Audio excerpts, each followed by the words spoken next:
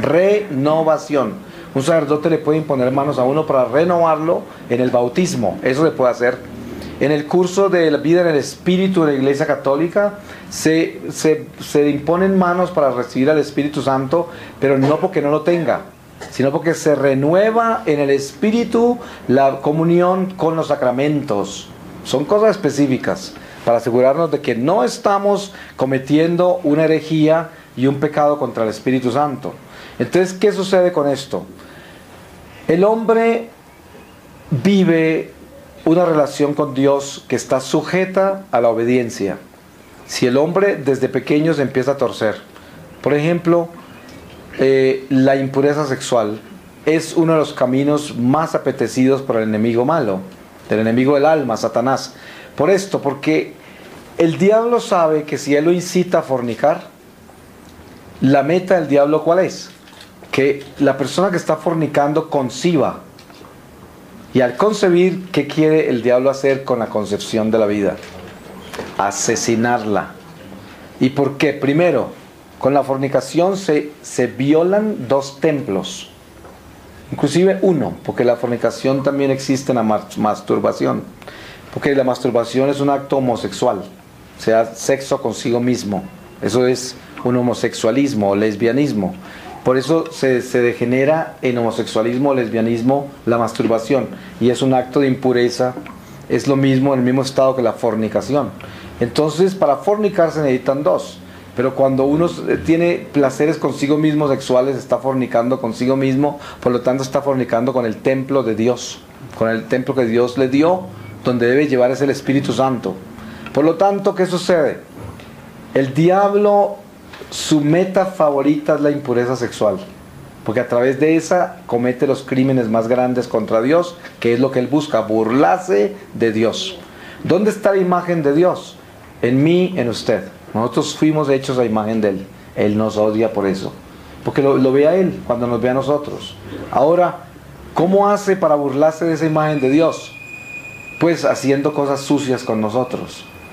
¿Quiénes son los que disfrutan más la impureza sexual y los que hacen las orgías más horribles? Los demonios. Un acto de impureza sexual, de masturbación, impureza mental, impureza física directa de un acto es la orgía más grande de demonios alrededor de uno. Si uno lo viera, moriría instantáneamente y le pediría al Señor que lo mande al infierno enseguida. Porque es un acto espantoso contra Dios. Horrible. Por eso es el más favorito de Satanás, el acto más favorito del diablo. Entonces, la meta del diablo es que haya un embarazo, porque eso es lo último. Ya hicieron una orgía con la persona que está haciendo la impureza, una orgía para burlarse de Dios. Uno no la ve, pero ahí está, la va a ver el día del juicio. Si no se arrepiente, se confiesa, le perdonan, repara, todo eso estará presente en el juicio ante el Señor. Entonces, ¿qué sucede cuando hay el embarazo? Ya no solamente desacró ese templo de Dios que es nuestro cuerpo, sino que ahora ese bebé que aparece ahí lo va a matar. Entonces ya también asesina la imagen de Dios y le corta el camino a un alma, se lo corta. Entonces el sentido del aborto tiene mucho más que simplemente perder un bebé que apareció por accidente, porque esta niña no sabía y el niño tampoco sabía, o un hombre la abusó, o la otra se descuidó, quién sabe cuántas cosas absurdas hay. Hay gente que dice que tiene un hijo porque se sentó en alguna parte, o el hijo de una piscina, estaba nadando en una piscina. Pero hay toda clase de absurdas mentiras en eso. Pero la realidad es que lo que está en juego acá, cuando hablamos del aborto, es el amor de Dios. Des en cuenta el amor humano, que es el que mata al niño, el amor humano, que es el que mata al amor divino, es el amor que produce la dureza del corazón, el que justifica el divorcio, el que justifica la ruptura de amistades. Uno cuántas veces dice, yo evito a esta persona, es muy complicada, trae muchos problemas, no nos hemos podido entender. Eso es humano y normal, no tenemos por qué entendernos con todo el mundo. Hay personas que nosotros realmente no podemos tener una amistad con ellos, por muchas razones, pero hay una cosa que nunca podemos acabar entre los seres humanos, el amor de los unos por los otros. Yo puedo separarme de mi esposo porque mi esposo era una persona así, así, así, y no sé cuántas cosas llegaron hasta el punto de que ya era destructivo estar juntos y había violencia física, los niños fueron escandalizados y yo no sé cuántas cosas horribles pueden pasar en una pareja que ya no puede convivir físicamente. Eso no quiere decir que ese sacramento terminó. Entonces eso puede llegar a suceder, una separación de cuerpos, como lo llama la iglesia. Bajo derecho canónico se llama separación de cuerpos. Pero el amor con el cual se casaron no se puede matar. Ese no se puede matar. Entonces, ¿qué hacen personas que se separan? Dice, no he podido dejar de amarlo, no he podido, por mucho que trato, y hago todo. O sea que ha estado con un cuchillo ahí matando ese amor, déjele, y sale la sangre, y todavía no termino, ¿cierto? Claro, porque ¿sabe qué? ¿Cómo hace para matar el amor de Dios, que es un amor infinito? No se puede asesinar así. Pero ¿cómo? De la única manera que tiene que quitar ese cuchillo y cansarse de apuñalar ese amor es endureciendo el corazón. Y cuando el corazón está de piedra, entonces la persona esa que se separó, con toda facilidad se consigue un amante, porque ya perdió esa salud espiritual. Y fuera de eso, con toda facilidad ya queda embarazada o queda en un embarazo de un amante, de una relación ilícita. Y en esa relación ilícita hay toda clase de peligros. El peligro del aborto, por un lado. Después del peligro de rechazar a ese bebé, y una persona que crezca con toda clase de rechazos afectivos, con vacíos horribles. Este mundo está lleno de eso. La experiencia que yo tengo con el Señor es, Él me muestra a mí cómo la gran mayoría de la humanidad hoy nace por fornicación. No nace por matrimonio, no nace por sacramento, por fornicación. Entonces imagínense, el mundo está lleno de personas que están inundadas de vacíos afectivos, rechazadas desde el vientre. Porque las personas que nacen, fíjense que si dos personas están viviendo en unión libre o están fornicando simplemente en un momento esporádico por ahí, que no tienen ni intenciones de estar juntos y resulta un embarazo, inmediatamente ese bebé es rechazado. Si nace es de milagro de Dios, si nace.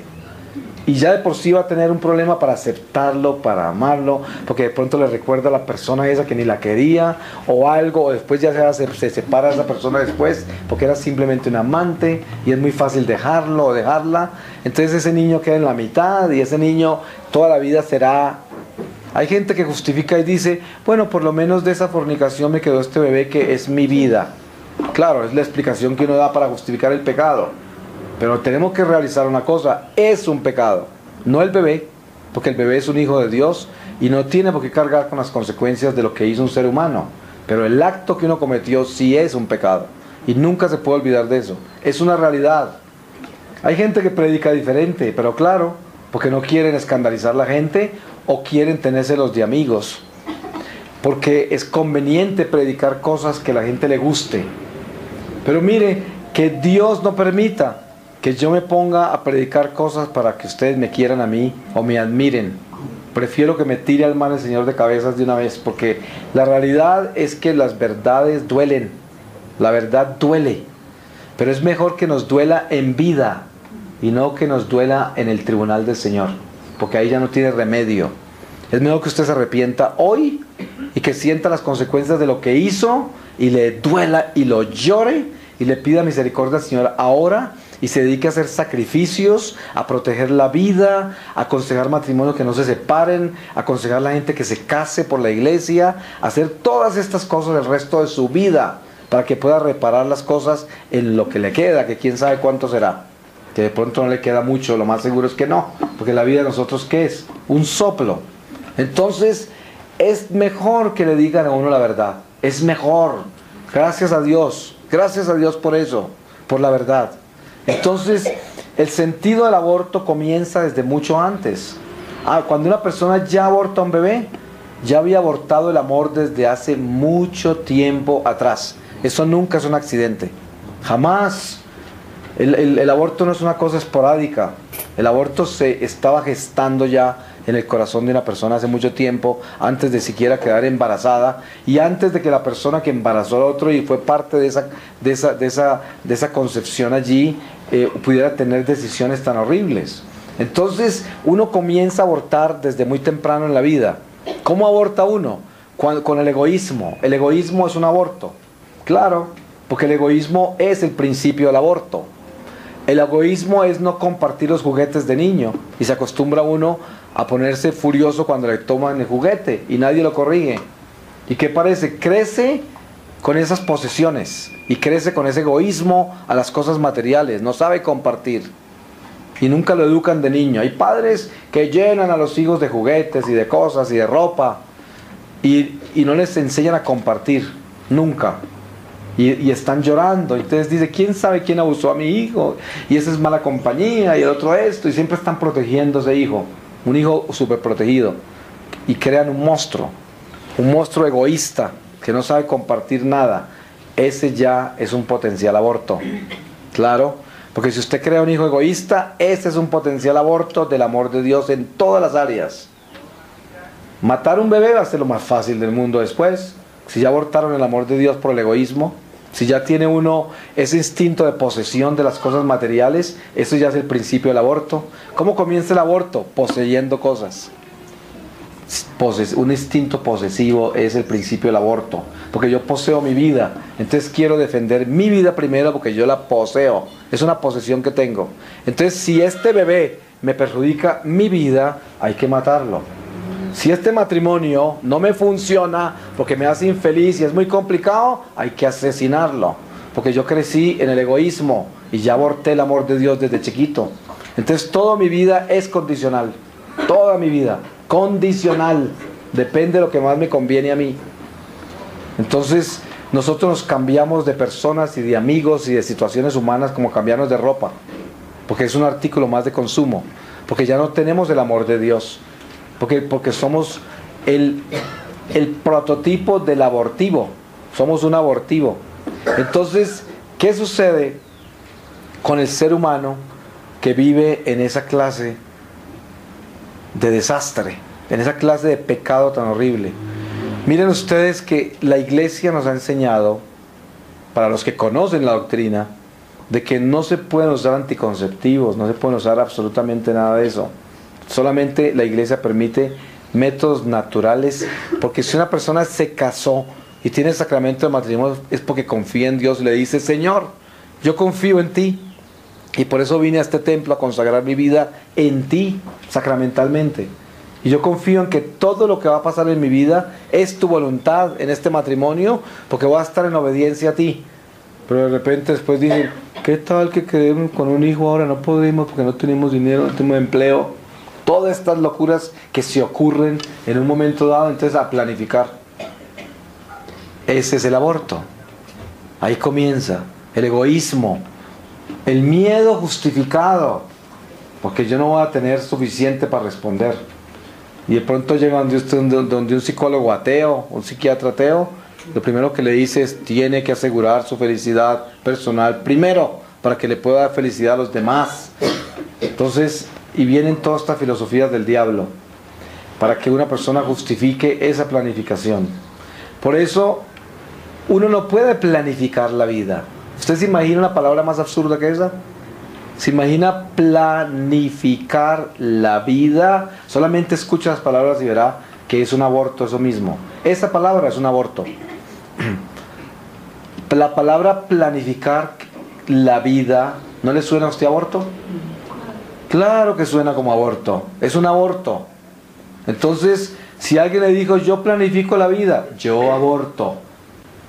Y aunque físicamente no ocurra un aborto por la planificación, aunque normalmente el 99% de los casos aborta todo el tiempo, esos óvulos inseminados los aborta, cualquier tipo de prevención que usted tiene, de todas maneras, aunque no, la intención de parar la vida que solo viene de Dios es un aborto ya. Esa intención solamente de no estar abierto al don de la vida. ¿Para qué se casó? ¿Para qué se casó? ¿Para qué tiene un sacramento abierto a la vida? Si el don del matrimonio es yo me abro a la vida. Entonces, si yo me abro a la vida, yo tengo que abrirme a la vida que Dios da, porque Él solamente da la vida, nadie más. Nadie más da la vida. Entonces, ¿cómo puedo yo atreverme a planificar la vida? ¿Cómo puedo hacer eso? Ese es el aborto.